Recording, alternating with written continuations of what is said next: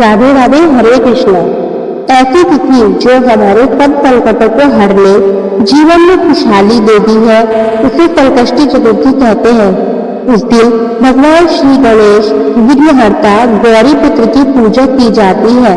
उनके लिए व्रत उपवास भी किया जाता है। हर माह के दोनों पक्षों की चतुर्थी तिथि भगवान गणेश की पूजा की जाती है।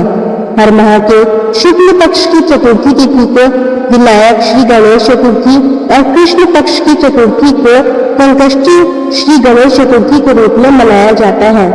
भगवान गणेश का सर्वप्रथम हर शुभ कार्य या पूजा से पहले पूजन किया जाता है। श्री गणेश प्रथम पूजनीय है।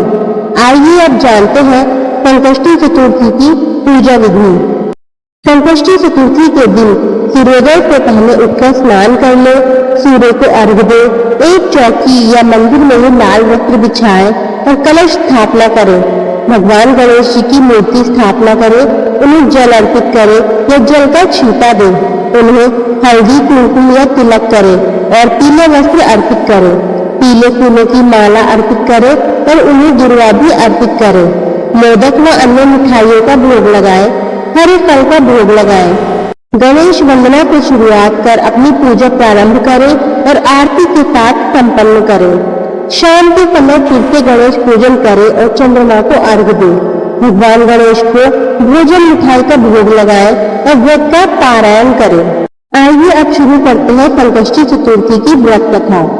एक समय की बात है कि भगवान विष्णु का विवाह लक्ष्मी जी के साथ निश्चित हो गया। विवाह की तैयारी होने लगी। सभी देवताओं को निमंत्रण भेजे गए, परंतु गणेश जी को निमंत्रण नहीं दिया गया। कारण जो भी रहा हो, अब भगवान विष्णु की बारात जाने का समय आ गया। सभी देवता अपनी पत्नियों के साथ विवाह समारोह में आए। उन सब ने देखा कि गणेश जी कहीं दिखाई नहीं दे रहे हैं। तब वे आपस में चर्चा करने लगे कि क्या गणेश जी को न्योता नहीं गया है या स्वयं गणेश जी ही नहीं आए हैं। सभी को इस बात पर आश्चर्य होने लगा। तभी सबने विचार किया कि विष्णु भगवान को ही इसका कारण पूछा जाए। विष्णु भगवान से पूछने पर उन्होंने कहा कि हमने गणेश जी के पिता भोलेनाथ महादेव को न्योता भेजा है। यदि गणेश जी अपने पिता के साथ आना चाहते हैं तो आ जाते, अलग से न्योता देने की कोई आवश्यकता भी नहीं थी। दूसरी बात यह है कि उनको सवा मन मूंग, सवा मन चावल, सवा मन घी और सवा मन लड्डू का भोजन दिन भर में चाहिए। यदि गणेश जी नहीं आएंगे तो कोई बात नहीं, दूसरे के घर जाकर इतना सारा खाना पीना अच्छा नहीं लगता है। इतनी वार्ता कर ही रहे थे कि किसी ने एक सुझाव दिया, यदि गणेश जी आ भी जाए तो उनको द्वारपाल बनाकर बैठा देंगे कि आप घर की याद रखना। आप तो चूल्हे पर बैठकर धीरे धीरे चलोगे तो बारात से बहुत पीछे रह जाओगे। यह सुझाव भी सबको पसंद आ गया, तो विष्णु भगवान ने भी अपनी सहमति दे दी। होना क्या था कि इतने गणेश जी वहां आ पहुंचे और उन्हें समझा बुझाकर घर की रखवाली करने बैठा दिया। बारात चल दी। तब नारद जी ने देखा कि गणेश जी तो दरवाजे पर ही बैठे हुए हैं, तो वे गणेश जी के पास आए और रुकने का कारण पूछा। गणेश जी कहने लगे कि विष्णु भगवान मेरा बहुत अपमान किया है। नारद जी ने कहा कि आप अपनी मूषक सेना को आगे भेजते तो वह रास्ता खोद देगी, जिससे उनके वाहन धरती में धंस जाएंगे। तब आपको सम्मान पूर्वक बुलाना पड़ेगा। अब तो गणेश जी ने अपनी मूषक सेना जल्दी से आगे भेज दी और सेना ने जमीन पोली कर दी। जब बारात वहां से निकली तो रथों के पहिए धरती में धंस गए। लाख कोशिश करे परंतु पहिए नहीं निकले। सभी ने अपने अपने उपाय किए, परंतु पहिए तो नहीं निकले, बल्कि जगह जगह से टूट गए। किसी की समझ में नहीं आ रहा था कि अब क्या किया जाए।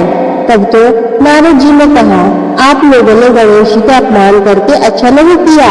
यदि उन्हें मनाकर लाया जाए तो आपका कार्य सिद्ध हो सकता है और यह संकट टल सकता है।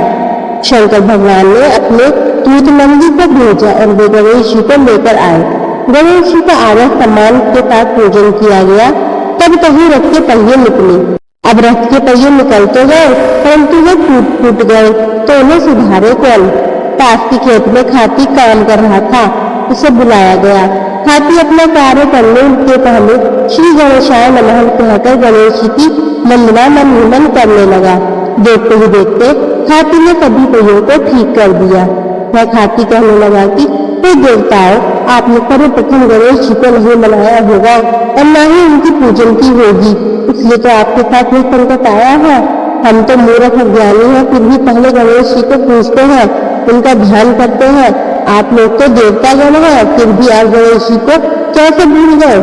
अब आप लोग भगवान श्री गणेश जी की जय बोलकर जाए तो आपके सब काम बन जाएंगे और कोई संकट भी नहीं आएगा। ऐसा कहते हुए बारात वहां से चल दी और विष्णु भगवान का लक्ष्मी जी के साथ विवाह संपन्न कराके सभी सकुशल घर लौट आए। हे गणेश जी महाराज, आपने विष्णु जी को जैसे कार्य सारियो ऐसे कार्य सबको सिद्ध कर दो। बोलो गजानन भगवान की जय। आपको हमारी वीडियो पसंद आई हो तो वीडियो को लाइक करें, कमेंट करें, शेयर करें।